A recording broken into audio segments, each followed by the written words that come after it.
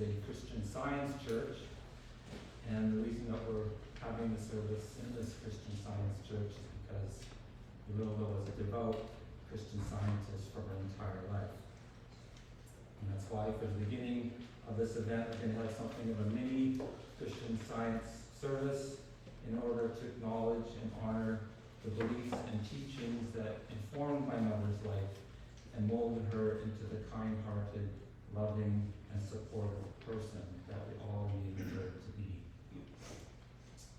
The service will be led by Rhonda, who is a close friend of my mother, and we will sing some hymns, hear some readings from both the Bible and the Christian Science textbook, which I would describe as the key book upon which this religion is based.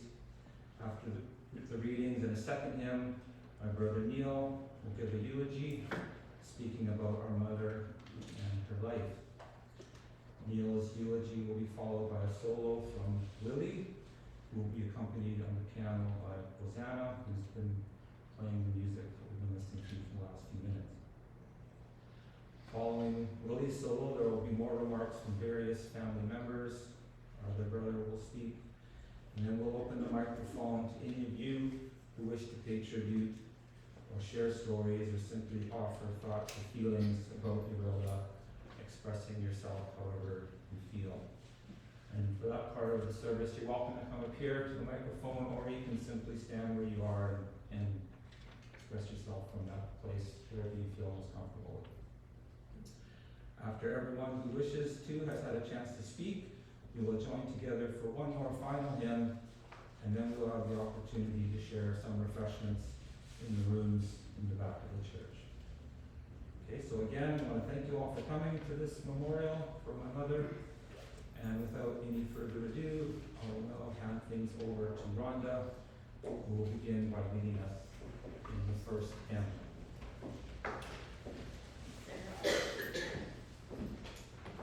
Hello, everyone. Let's begin the service today by singing hymn number 8.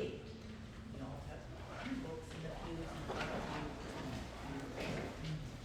I will read the first verse of the hymn, and Rosanna will play the music all the way through.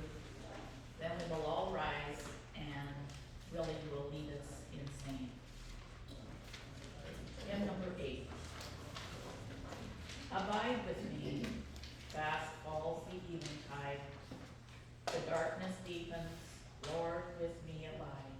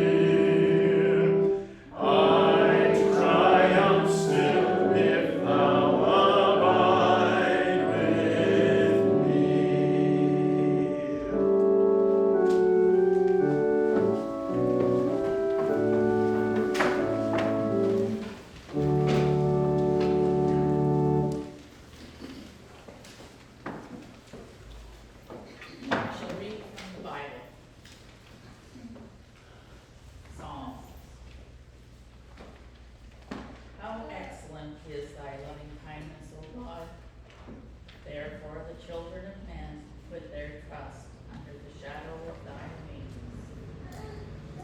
For with thee is the fountain of life. Cause me to hear thy loving kindness in the morning, for in thee do I trust. Cause me to know the way wherein I shall walk, for I lift up my soul unto thee.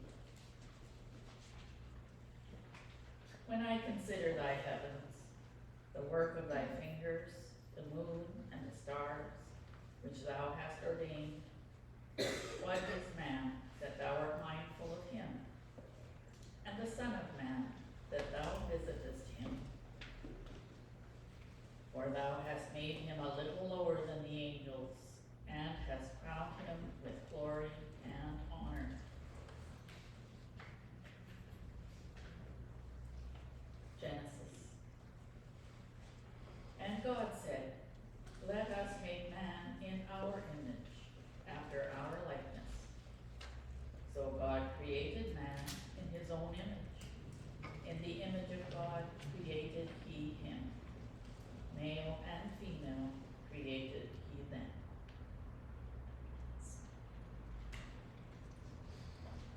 John.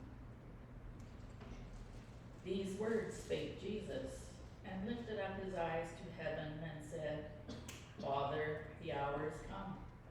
Glorify thy Son, that thy Son may also may glorify thee.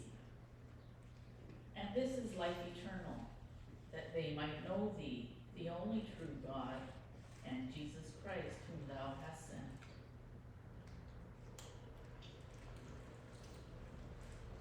First John. And this is the promise that he hath promised us, even eternal life. And we know that the Son of God is come, and hath given us an understanding, that we may know him that is true, and we are in him that is true, even in his Son, Jesus Christ. This is the true God and eternal life. Psalms. The Lord is my shepherd, I shall not want. He maketh me to lie down in green pastures. He leadeth me beside the still waters. He restoreth my soul. He leadeth me in the paths of righteousness for his name's sake. Yea, though I walk through the valley of the shadow of death, I will fear no evil, for thou art with me. Thy rod and thy staff, they comfort me. Thou preparest a table before me in the presence of mine enemies. Thou anointest my head with oil. My cup runneth over. Surely goodness and mercy shall follow me all the days of my life, and I will dwell in the house of the Lord forever.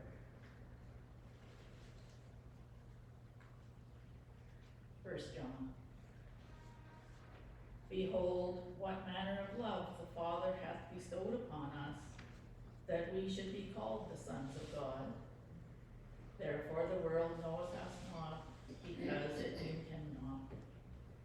Beloved, now are we the sons of God, and it doth not yet appear what we shall be, but we know that when he shall appear, we shall be like him, for we shall see him as he is. And now from Science and Health with Key to the Scriptures by Mary Baker Eddy. In science, man is the offspring of spirit. The beautiful, good, and pure constitute his ancestry. His origin is not like that of mortals in brute instinct, nor does he pass through material conditions prior to reaching intelligence. Spirit is his primitive and ultimate source of being. God is his Father, and life is the law of his being.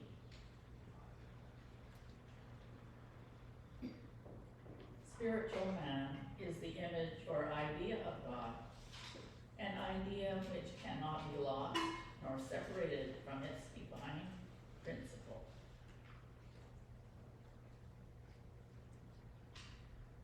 is life eternal, says Jesus.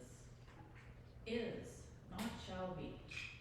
And then he defines everlasting life as a present knowledge of his Father and of himself, the knowledge of love, truth, and life. This is life eternal, that they might know thee, the only true God, and Jesus Christ, whom thou hast sent.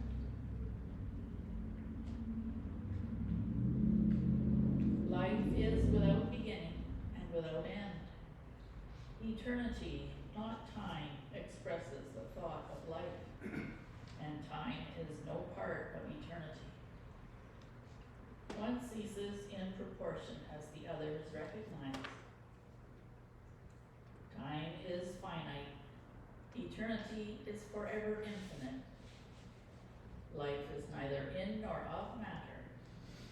What is termed matter is unknown to spirit, which includes in itself all substance and is life eternal. Matter is a human concept.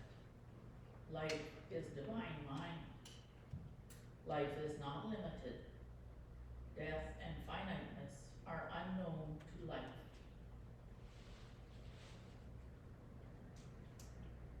In Colossians 3:4, Paul writes, "When Christ, who is our life, shall appear, be manifested, then shall ye also appear, be manifested, with him in glory."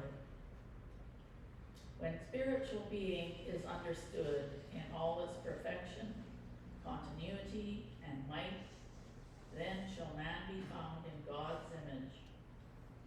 The absolute meaning of the apostolic words is this: then shall man be found in his likeness, perfect as the Father, indestructible in life, hid with Christ in God, with truth in divine love, where human sense hath not seen man.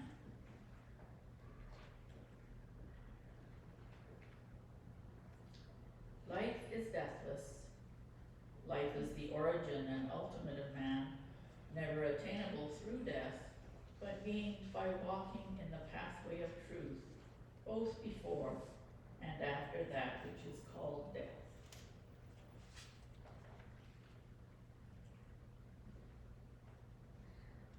Our Master taught his disciples one brief prayer, which we named after him the Lord's Prayer. Our Master said, "After this manner, therefore, pray ye." And then he gave that prayer which covered all human needs. So let's have a few moments of silent prayer now and pray together the Lord's Prayer.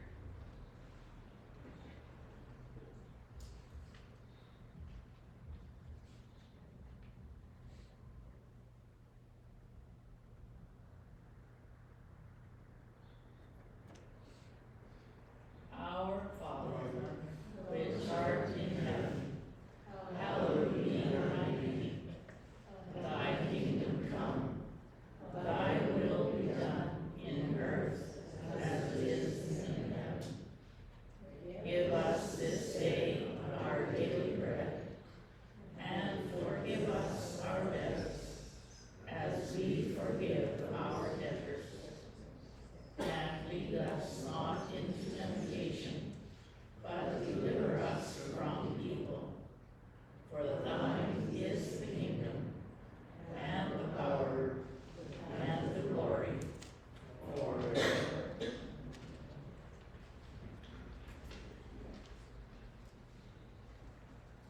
Let's sing again. Hymn number 109.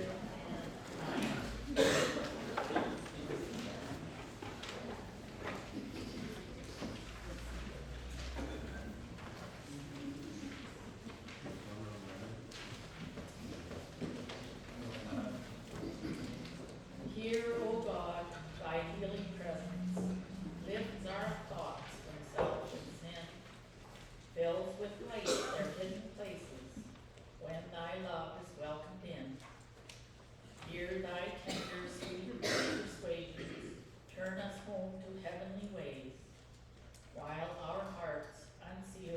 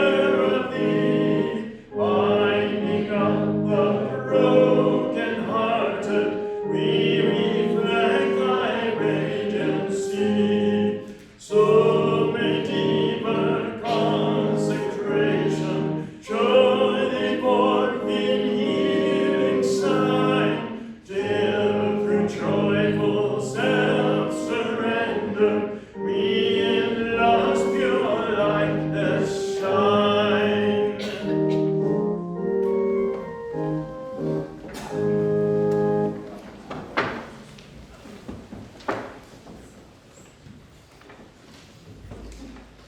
And now we'll call on Neil Larsen to give the eulogy.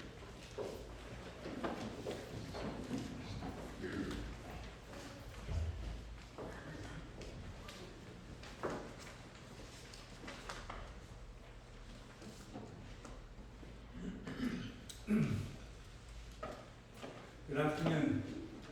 It's wonderful to see so many people here to remember and celebrate the life of Eurilda, my mother. For those of you who don't know me, I'm Neil. I'm Eurilda's second son, and I'm the one who lives in Valencia, in Spain. And if you're wondering why we have a beautiful sunny day today, it's because I literally in my suitcase from Valencia. I'd like to share a few things with you that you might not know about my mother, about her life. She was born and raised in the province of Natal in South Africa. Her father worked as a locomotive driver for South African Railways, and back in the day those were steam trains that he drove around South Africa. And the family used to get free train rides across the country, and they went all over South Africa. The father came from a big family. He had 10 brothers and sisters who lived nearby. And this meant that Eurilda had a lot of cousins, and she also had 3 younger brothers herself. And so she grew up surrounded by relatives in a lively, close-knit environment. Eurilda's mother was a nurse, and she loved helping people. So my mother's first job after she left high school was with a department in the South African government. But it didn't take her long to realize that that was not what she was really interested in doing. She yearned for something more, for excitement, for adventure, a bigger world. So she took a leap. She joined what was called the Overseas Visitors Club, club, booked one of their half-price tickets to England, said goodbye to her family, and boarded a Union Castle Line ship in Cape Town to sail to England. I've been told that just before she stepped onto that ship, her mother gave her a long hug and whispered into her ear something along the lines of, if you happen to meet a nice Australian or a Canadian while you're over there and you think he's worth marrying, please go for it. And we'll come and join you later. That was classic grandma, and I believe she said that. And in fact, it turns out that that's exactly what happened. Years later, when our grandparents had retired, they left South Africa and moved to Canada to live with us. And I'll be forever grateful that I got to spend so much time with them growing up. Now back to Eurilda in England. She settled in the town of Buckhurst Hill in Essex and found a job that suited her perfectly. She became a caretaker to a young boy who had mental and physical challenges, and he absolutely adored her.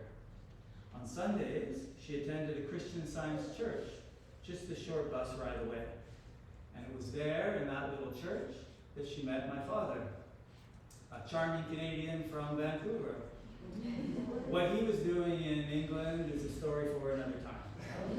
But a relationship blossomed between them, and before long, they decided to travel along the Mediterranean and eventually headed north to Denmark to visit my dad's Danish relatives.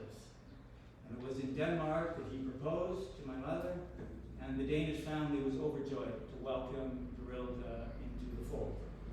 They returned to England, and they were married not long after. This was in March 1963. My father would have been perfectly happy to stay in England and to make his life there with his new South African wife, but not my mother. She had her heart set on Canada. So what was the attraction of Canada for my mom? Maybe it was the sheer size of the country, the vast geography of the land, perhaps the stark contrast to South Africa, or the fact that Anne of Green Gables was set there. My mother was a big fan of that book. But I like to think that it was simply the idea of snow that drew her in. Growing up in South Africa, my mother had never seen snow, and the thought of it fascinated her. So when they finally settled, first in Toronto, and that first big snowfall arrived, my mother was ecstatic. She ran outside, catching snowflakes on her tongue, and twirling around in the falling snow like a child. You can imagine the scene. Later, when the snow began piling up, really piling up, she asked for a snow shovel, and she marched outside and started clearing the snow herself. My dad went back inside and watched from the window, along with the landlady, and both of them shaking their heads in disbelief. There was my mom, with a big smile on her face, happily shoveling snow all by herself. The landlady must have thought that she was completely mad. But regardless of her love for snow, which was never lost, they realized that Toronto was not the city for them. So when spring arrived, they bought a car, and after exploring the Maritimes, which included a visit to Prince Edward Island, of course, the home of Anne of Green Gables, they set out along the newly completed Trans-Canada Highway towards the west coast. And they eventually settled in North Burnaby, where they bought a house, which was much easier back in those days, and began their family. 3 boys soon followed, my older brother Eric, me, and my younger brother David. Now in our family, our father was the breadwinner, and our mother was a homemaker, also an arrangement that was more possible back in those days. Once my brothers and I started going to school, Eurilda wanted to become more involved in the community. And I think this is where she started developing her love of volunteering. And one of her first volunteer roles was as a hot dog mom at Kitchener School. She went on to do a lot of other volunteering work at other schools. When we all got involved in scouting, she got involved as well, especially in fundraising for the scouts. And then in the early 1980s, she became an Avon lady, a role that brought her real pride and joy. Running her own little business gave her a sense of independence and purpose. She used to deliver Avon products in our family's 1973 Dodge station wagon. It was green with those fake wooden panels on the side, and a massive V8 engine. And I had to ride the bus to work. When she would pull into the carport of our house at around 4:30 in the afternoon, after making her deliveries, the whole house would start shaking from the motor in the car. That was our signal that Mom was home, dinner would be coming soon, and that everything was right in the world. That's one of my best memories I have of my mother, is feeling the house shaking and knowing that my mother was there. In 1988, my parents moved the family to Port Coquitlam and built their dream home on Yarmouth Street. And with that new home came a new garden, which became my mother's creative project for the next 35 years. Now at our previous house, she and my father sometimes had different ideas about pruning and taking care of the gardens. These were gardens that they had inherited when they bought the house. My dad liked to joke that my mom would have made a great pioneer because she loved cutting everything back, keeping nature in check, as it were. Well, he preferred more to let things grow wild and free. But in this new garden, well, there was nothing there. There was nothing to prune, it was just dirt. There was a landscaper involved at the beginning, but after that it was Eurilda that gave the garden soul, who added plants and shrubs and watched them put down roots, just as she had done 25 years earlier when she first put down roots in a strange new country. Her love of gardening and her eagerness to keep learning led her to join the newly formed Port Coquitlam Garden Club, which quickly became her favorite community group that was not related to her church. She got involved from day one and would go on to serve as president for many years, as well as secretary. I think she started out as the historian of the group. She made a lot of good friends there, and that organization became a big part of her life. And there were other community groups as well in Port Coquitlam that she gave her time and her energy to, and her warm spirit in service of others. She often served as secretary, doing the job that most people don't want to do when you're on the executive. I think that says a lot about her, that she was willing to take on the jobs that other people didn't want to do. And as her garden flourished and her community work blossomed, so did her family. She welcomed 3 grandchildren, 2 grandsons, Cyrus and Ezra, and a granddaughter, Lily, each of whom brought her immense joy. And as they grew up and found their own partners, Giselle, Jenna, and Joe, Eurilda welcomed them and their families into our family with open arms. Eurilda had become the heart of the Larsen clan, the sun around which we all orbited. Even from across the ocean in Spain, where I was living by then, it was Mom who kept me connected, always making sure that I was in the loop about family happenings, always insisting that we chat with one another from time to time, telling me to talk to my brothers more often, and gently pressuring me also to come home more frequently. Eurilda knew everyone's birthday, and she never forgot to send a card. First, they used to be real cards made of cardboard, but then later she discovered she could send e-cards. Man, did she love sending those cheap e-cards. Family meant everything to Eurilda, perhaps because she had left her own family behind in South Africa. She embraced my dad's family as her own. She was Aunt Eurilda to her nieces here in BC, like Diana, who came over from Vancouver Island today to be with us. And my mom even maintained strong ties with my dad's family in Denmark, who she met just a few times. In fact, a few years ago, my brothers and I took my father back to Denmark to reconnect with the family there. And it was my mother who explained to us who our relatives were in Denmark, what the situation was, and some stories about them. And when we arrived in Denmark, my second cousin Brian, he presented me with a thick stack of photos and Christmas cards that my mother had sent year after year, pictures of us growing up, of the family, because she wanted to keep our families connected, to bridge the divide of the ocean. And it worked. In fact, that same Danish cousin is coming to Canada this summer for a visit with his family, and they'll be staying with us. I only wish my mother were here to welcome them herself. Eurilda had friends and family across the globe, of course in other parts of Canada and the US, but also South Africa, England, Germany, Denmark, Spain, Russia.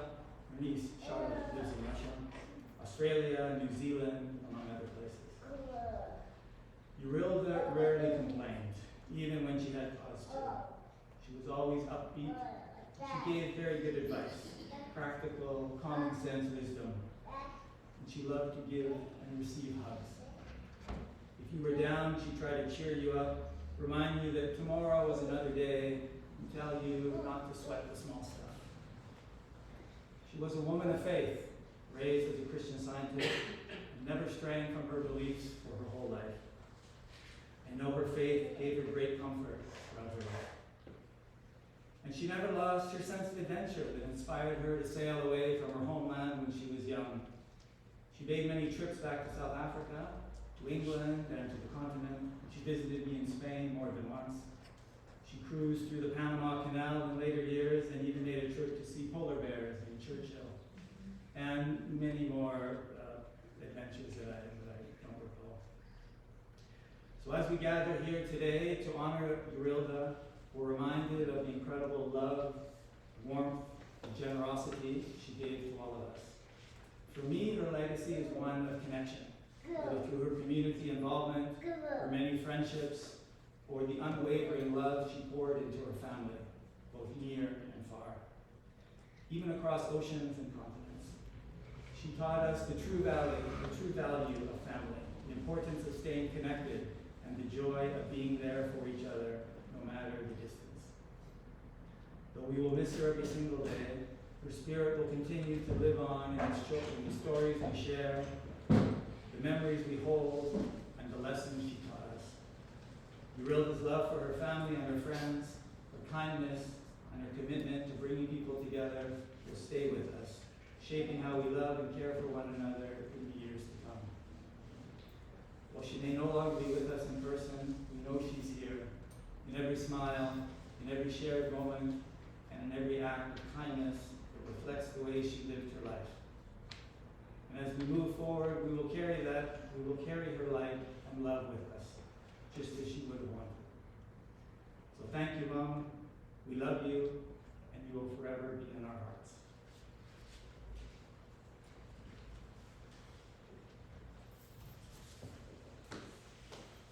Thank you, Neil. And now we will have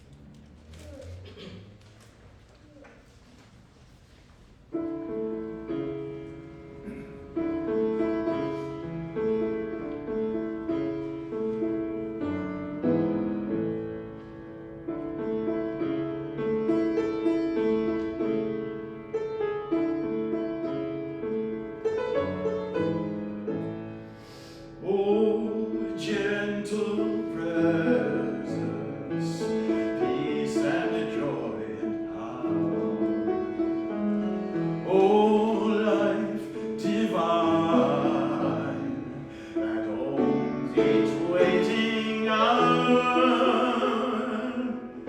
the love that guards the nestling's faltering flight. Keep thou my child on upward wing tonight.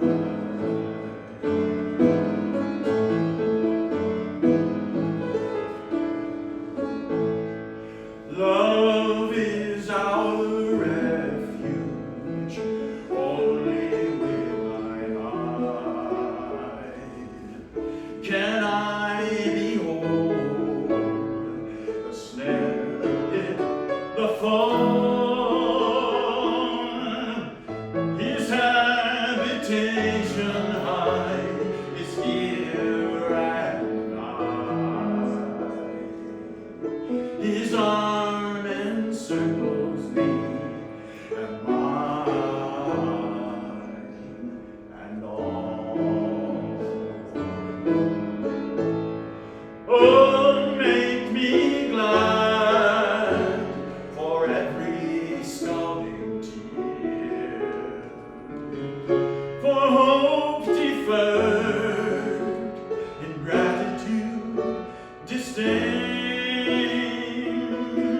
Wait and love more for every hate, and fear no ill, since God is good and loss is gain.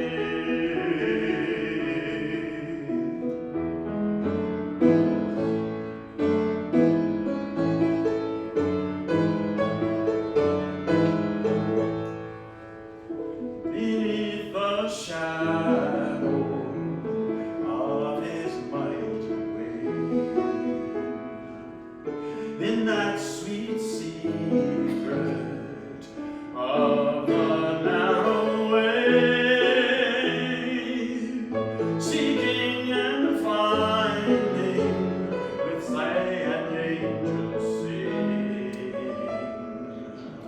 Lo, I am with you always. Watch and pray. No snare, no valor, pestilence or pain, no night drops down upon the troubled breast.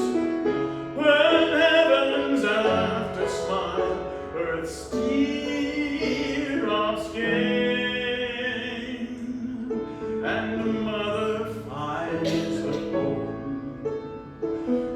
Mother finds a home.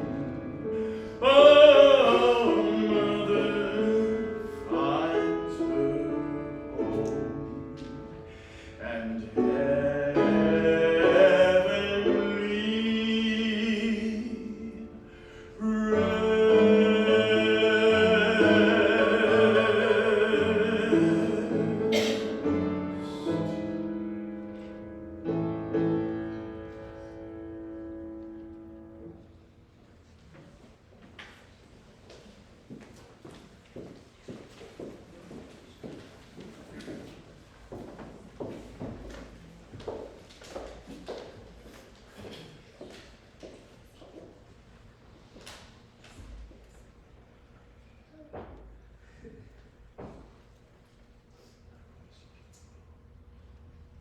One of the things I came to really appreciate about my mother was her ability to organize things. Of course, there was the usual planning of family gatherings that she would both instigate and then help to bring to fruition, something I know that brought her great pleasure. There was also the seemingly endless task of arranging all the boxes and tools and containers full of odds and ends in the garage in order that the family could actually access the space and find the things that we were looking for. And I know that this too brought her a real sense of satisfaction. However, as I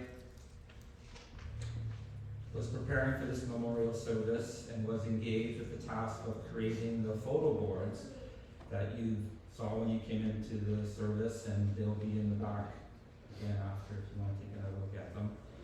As I was creating these photo boards, I was really able to appreciate what a tremendous job my mother did with creating the family photo albums in the first place.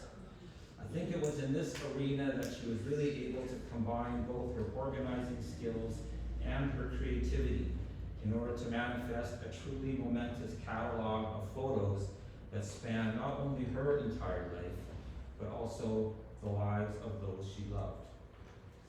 I suppose the seeds of her endeavors in this direction were originally sown by her own mother, who also produced copious collections of scrapbooks and diaries throughout her life.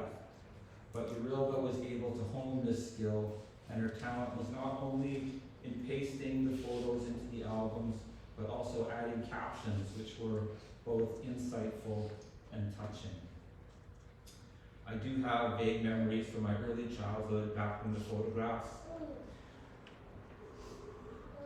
were black and white, and the pages of the albums were made with that thick paper. But my mother bent over those albums, painstakingly attaching those little black triangles over the corners of the various prints and sticking them onto the pages, and then with that special white marker that was made specifically for that purpose, she'd write something simple, poignant, and commemorative about that particular photo. So now when I look at those photos, see myself with my brothers, with our funny haircuts and dated clothing. I feel a real sense of gratitude that she took the time to create those family works of art, giving us a gift that now spans the time from those past moments to this present one. I appreciate the time that she took to carefully line up all those pictures and then print clearly in order that future generations could read the words which she wrote. So,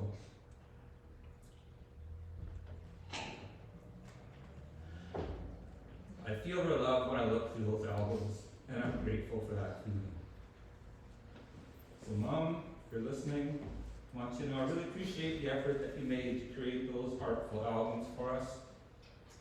But they've now inspired me to do my best to create my own art, a legacy that speaks to future generations with the same level of depth and caring that you spoke to my generation and to me.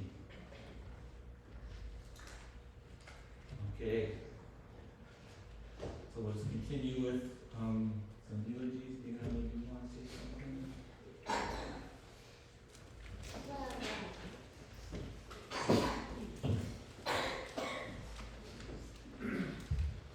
Hello, so I'm Dana, Mom's youngest son, and I just want to say that she was always a very good mom to me and to my brothers. She had a lot of love and compassion and tenderness. I can't think of a time in my childhood when I needed her or wanted something from her that she wasn't there to give that to me or to be there for me. I'll talk about how she used to sell Avon, and when I was in elementary school, I would take those Avon catalogs to school and show them to the girls in the class, and they got the money. We got a chance to talk to the girls, and that was very nice. And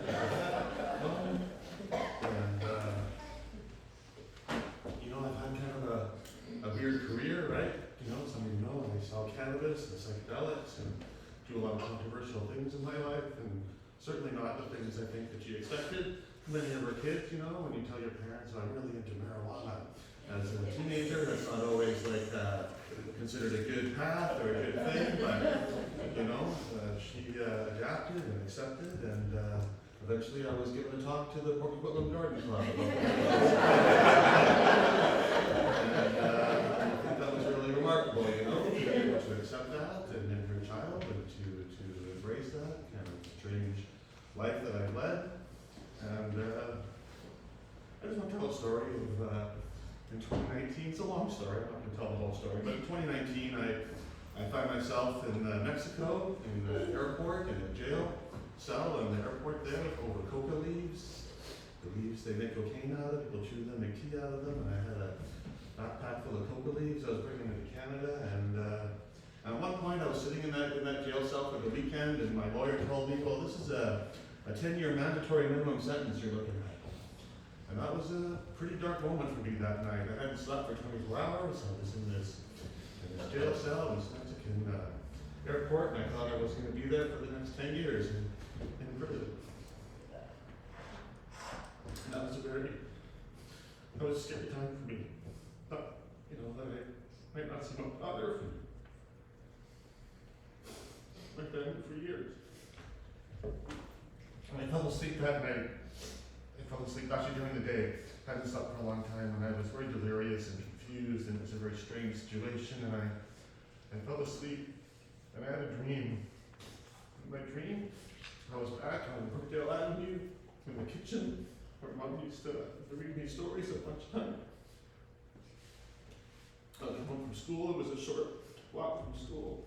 I come home at lunch, she'd read me stories, anime tables, Black Beauty, and books like that, and I remember. And in my dream, I was there with her, and she was saying, "It's okay, David. You're safe with me here." So I had this terrible dream, Mom, that I was in a jail cell in Mexico. She said, "It's okay. That's not real. You're here with me, and you're safe. I'll keep you safe." And then I woke up, and the jail cell was real. I was very confused.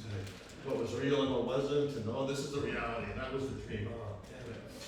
And, you know, she wasn't there. She didn't know that I was going through this. I hadn't told her until I got back or whatever, but her presence and her love for me and her comforting, you know, my mind wanted to take me out of this terrible place I put myself into and into the safest, you know, best, lovingest place I could be, and that's where it put me, in the kitchen in a childhood with my mom.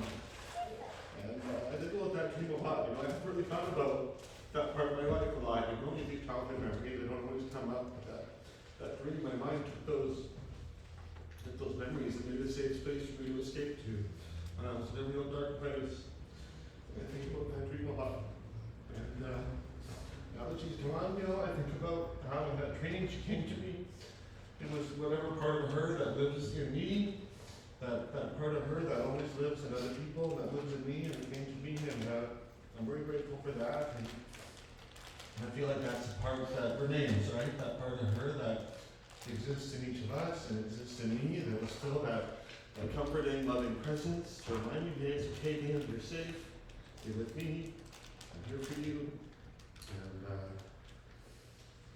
And yeah, that's my story, I guess. I love my mom a lot. She was, you know, we had some times where we got very close and really talked about a lot of personal things together. She was at some dark points in her life, and I think we were both able to help each other a lot, and I miss her a lot. She was a very gentle, caring, compassionate person that always put other people first, and I miss her a lot, and I love her a lot. I think that's all I want to say.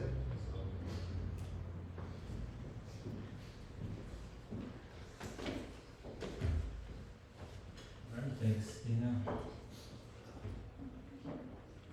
Okay.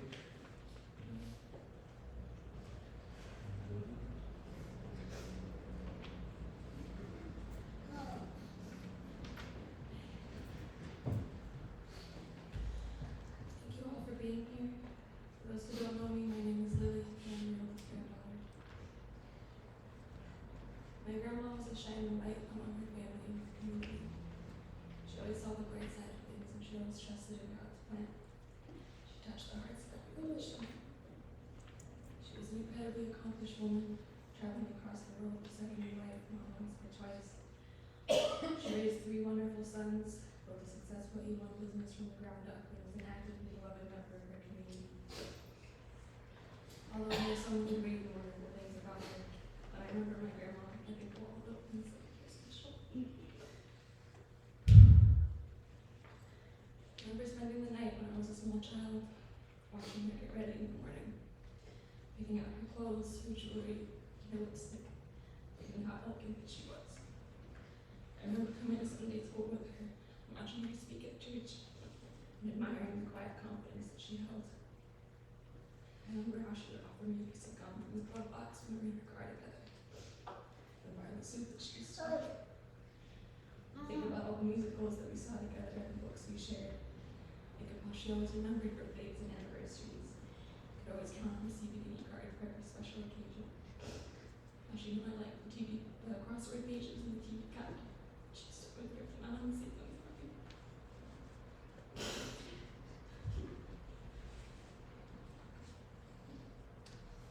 Most of all, I remember her smile, her laugh, and the way that her voice always felt so comforting. Her love for her family was endless and unconditional, and we all felt that. Her home was always open, and she was always excited to spend time with us, sharing stories and catching up with a cup of tea. She kept in touch with her relatives all across the world. She made sure we all felt connected to them too. She was the heart of our family and the person that we all gathered around.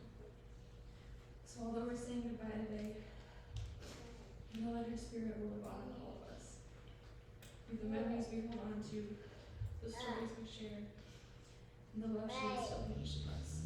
So I just want to say thank you for everything, Grandma. We love you and we'll always miss you.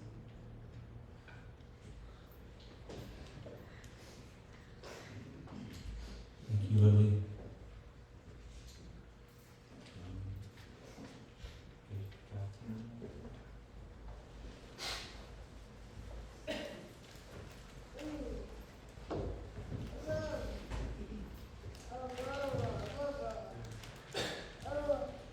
Hello, everyone. My name is Catherine. I was Eurilda's daughter-in-law. I met Eurilda about 35 years ago when Eric brought me home for a family event and to meet her. I could not have known then what a huge influence she was going to have in my life.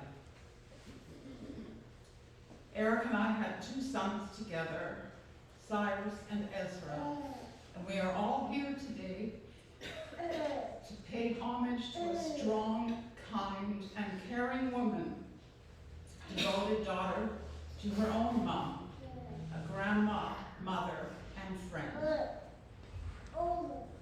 Eurilda took to being a grandmother so easily. She opened her arms to Cyrus and Ezra on frequent weekends for them to stay with her and go on adventures. She loved planning those for our kids. When Cyrus and Ezra were small, she got them subscriptions to Chickadee and Owl wildlife magazines and a collection of the Living Planet videos narrated by a young David Attenborough. Consequently, and thanks to her, my lads started out in life with real insight into wildlife and a deep reverence for our planet and all the life it supports. Never one to rest on her laurels, Eurilda planned family events to bard on the beach, summer get-togethers in her lovely garden, and plays at the theater. And then there were the holiday dinners, Easter, Thanksgiving, Christmas. The welcome mat was consistently laid out, and we enjoyed great food and conversation together. Eurilda was inordinately proud of Cyrus and Ezra and got a real kick out of their various quirks and personality traits. Many times over the years, she thanked me for the unfettered access she had to their company and how proud she was of them and of Eric and me for raising such great human beings. In the last year and a half, Eurilda had another grandchild come into her life, little Luca and his mom, Jamie. She was so excited to have another little one to dote on. And Luca and Jamie spent their first Christmas with the Larsens just this past December. Our beloved matriarch's family got bigger, and she was down for it. Eurilda could always be relied on to help and support our family, whatever difficulties we were going through. She was there for us in a heartbeat. Eurilda was as honest as the day is long and frequently laughed until her shoulders shook with it. Her kindness, generosity, and love of family was endless, inclusive, and deep. It was an honor to know Eurilda, and we are heartbroken that she was so swiftly taken away from us. Eurilda's big family and the vivid garden she tended with such care, the both of which she was excited about returning to, will now have to keep growing without her. She is deeply missed, and for as long as we are alive, Eurilda will not be forgotten.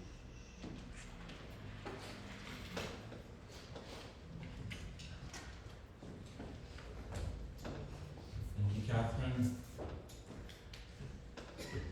Okay, I think that's all the people that I know wanted to say something, so we're just gonna open it up to the members of the audience here. Anybody wants to say anything about Eurilda, you can feel free to come up to the podium if you want, or you can just stand up. Whatever you feels comfortable.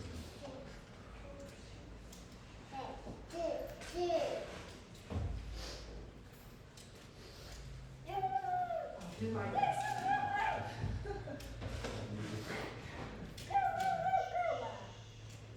I'm Pippa.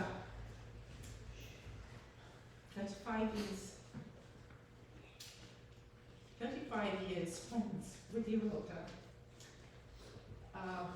We met when she joined the garden club, and we became fast friends, like the flowers growing in our gardens, or in my case, weeds. But we became fast friends, and we spent a lot of time together doing lots of things with the garden club and various other groups, the kind of walking club and other things.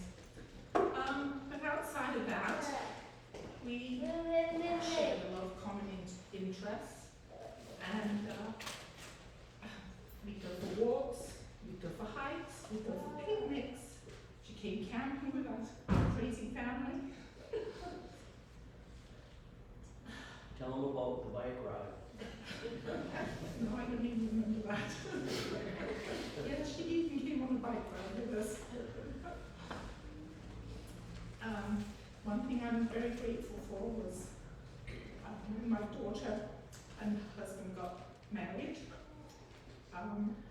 Eurilda, in her generosity, opened her house, and gave my daughter her husband their first home. So for that, I thank Eurilda. The sun is shining because Eurilda loved orange. If you remember, a lot of her clothes were orange, and that's the brightness that she always put forward along with her beautiful smile.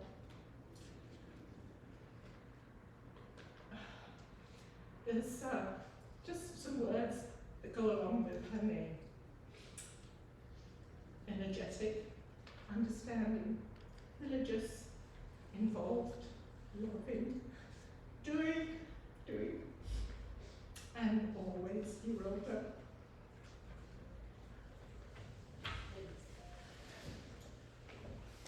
Thank you, Pippa.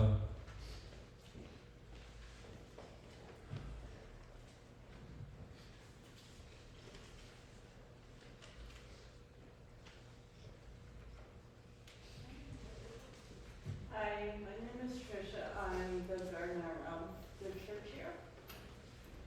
When I met Eurilda, when I first started here, she told me a lot about gardening, and she was so patient with me.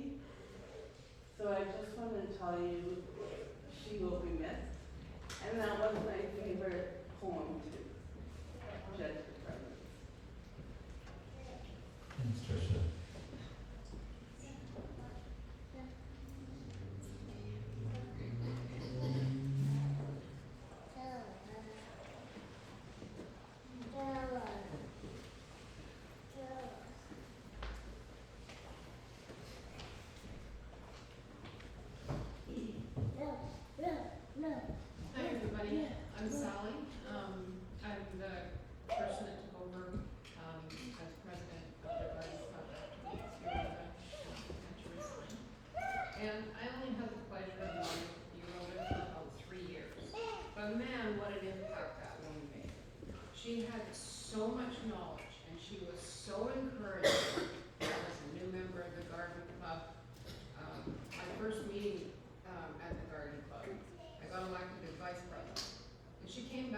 came up to me after the meeting and said, "You can do it, you can do it, it'll be great." And she was just an amazing, fantastic person.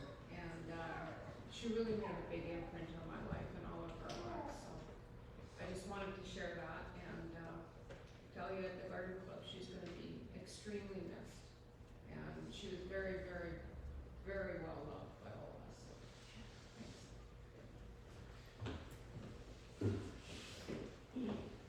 Thank you.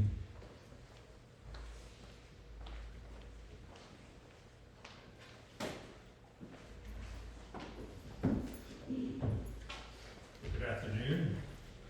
My name is Justin, and I had the privilege of working with Eurilda for some 20 years at least, and then a couple more years very recently. And I just want to share some of my appreciation for what I learned about Eurilda and what contributions she made through my experience. She was a fellow member of the Association of the Students of Bill Hill, a Christian Science practitioner and teacher. And I was on the executive committee, member of the church, and involved similarly to Eurilda. With the association, she joined as secretary, and for some 20 years or so, she demonstrated her organizational skills, her strong work ethic, kept us in track, and as the association grew and grew and grew to have extensions that reached out for students right across the globe, she really kept us on task and in line and made sure the right things were done at the right times. And so really on behalf of that whole association that she continued to work with after I stepped back after about 20 years, she continued, and there was a lot of gratitude and ongoing blessings there. Recently, we reconnected. A couple of years ago, she joined the board of the Wayside House Care Facility in Victoria, and it was a real treat to have her back, working with her again, experiencing and benefiting from some of her contributions. But this is a little bit different. She was a member of the board, and it was an opportunity to go beyond that capacity of secretary, as she so well served for so many years, to a space of insight and vision and wisdom. And that really glowed as she shared around the table from meeting to meeting. Appreciating this is one thing, but what I really loved was the travel. She lived over here, I lived over here on the mainland, and we got sharing the car ride and the ferry ride. And this is where I really discovered Eurilda. Her talk about family, foremost for sure. The love, so much of what we've heard from her family today. Oh, did I get some nice rounded out sense of that. So we had a lot of sharing that really brought out the warmth and the love and the care she had for family. The garden club was inevitably part of the conversation, and I won't get into all the dirt that she exposed. But by way of that comment, I'll just say how natural and fun it was that we just talked about everything. And I know in families, inevitably you get your stuff, and so I just found, I was able to talk about this and that. It was just a real delight to me, but a real pleasure to just share in human nature, loving care, and our experiences here. And so it was a real joy to have that so recently, and to have my sense from her of a little bit of the greatness of her activities, her family. and her care for the church, her care for the gardening club, but mostly her care for the family and the growing family, as you've heard. So I just wanted to share appreciation and acknowledgement for Eurilda in that way. And as many have said, and we'll all feel at this human level, we're going to miss her. But I'm happy to know that she's moved on and her light is still shining, and she's probably now volunteering and is already on secretary or something like that, and getting a different type of growth in place. And so I wish for all of us just that ongoing sense of conscious awareness of her qualities, and that will always be with us. Thank you. Thank you.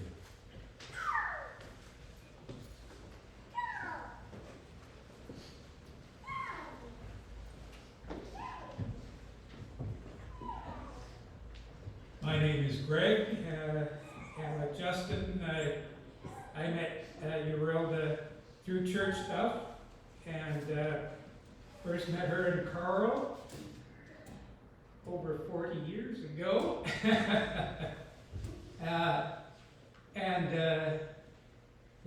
The things that come to mind when I think of Eurilda, one is that you would always find her wherever stuff was getting done.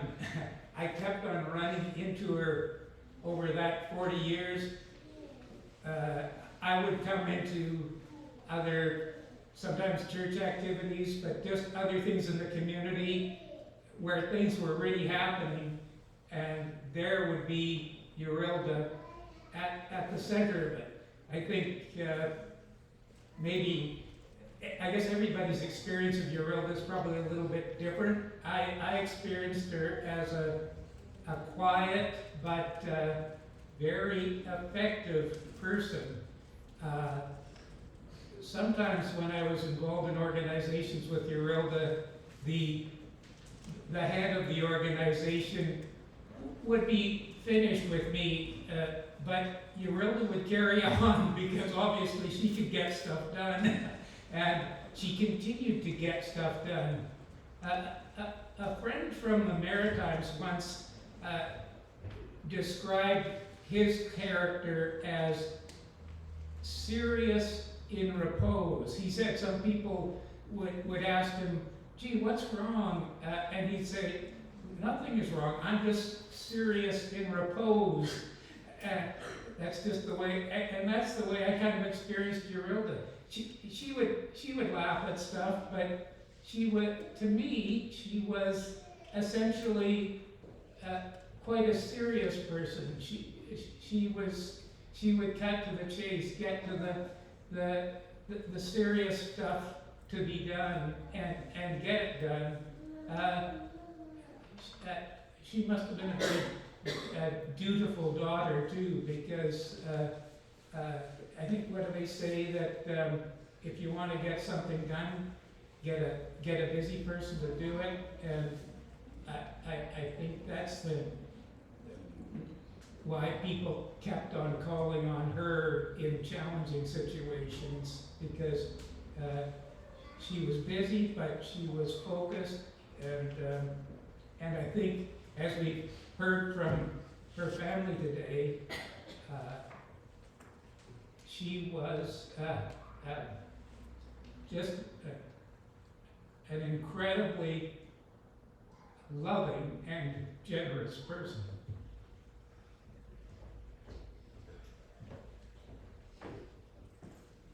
Thank you.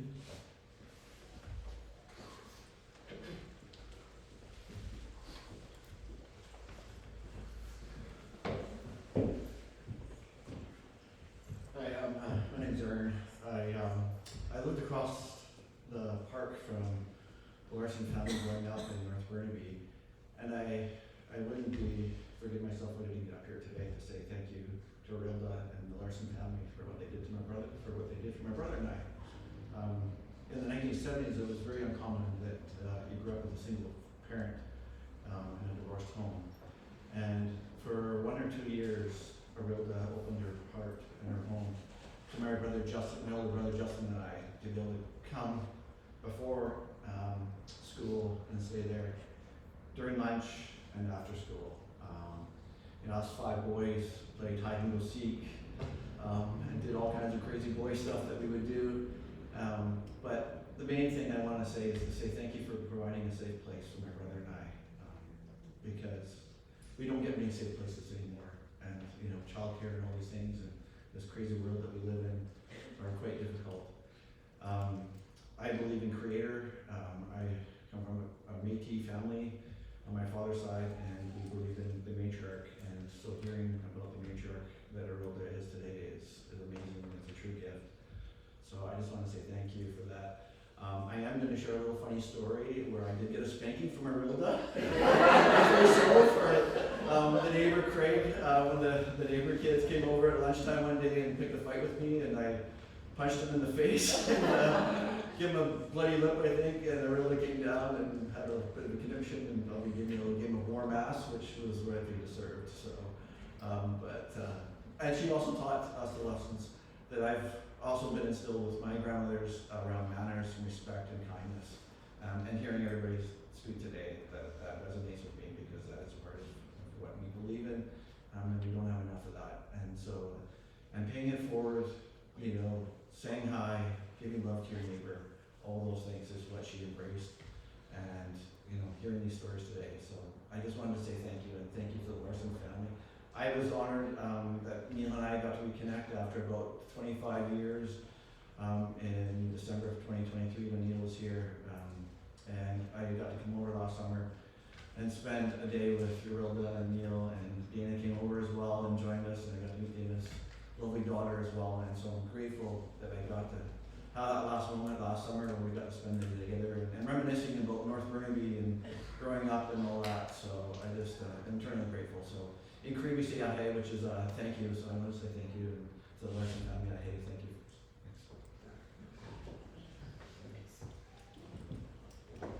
Thanks, Aaron.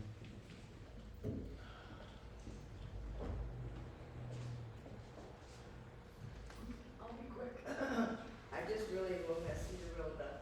Her very friendly texts. That's how we converse with the church. And her sending me her wonderful e-cards. They were just the best. At such a light, always. But she was always, her texts to me were always friendly, open, welcoming, and very informative. I do say her the best. I'll miss her. Thank you.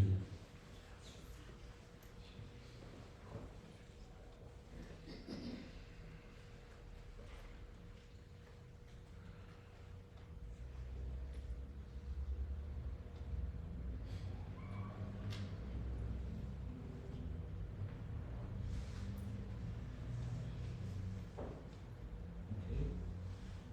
All right. Thank you, everyone. We're going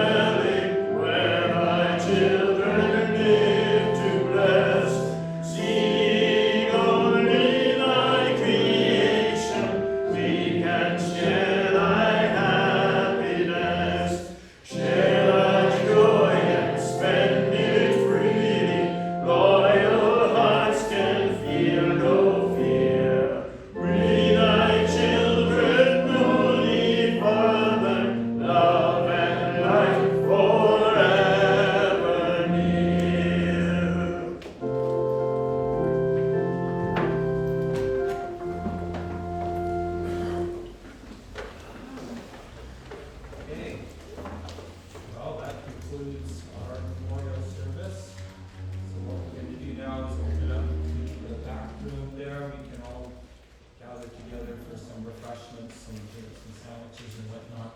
We'll open the doors. The best way to get there is to go out the way you came, make 2 right turns, and then back into the back room there. So I want to again thank you all for coming. And It's 2 right turns. 2 right turns. Yeah, just out there, and we're just going to go around, and then basically it's inside the door. The side door. We'll go and open it for you, so it's very easy to go in. All right, thank you very much.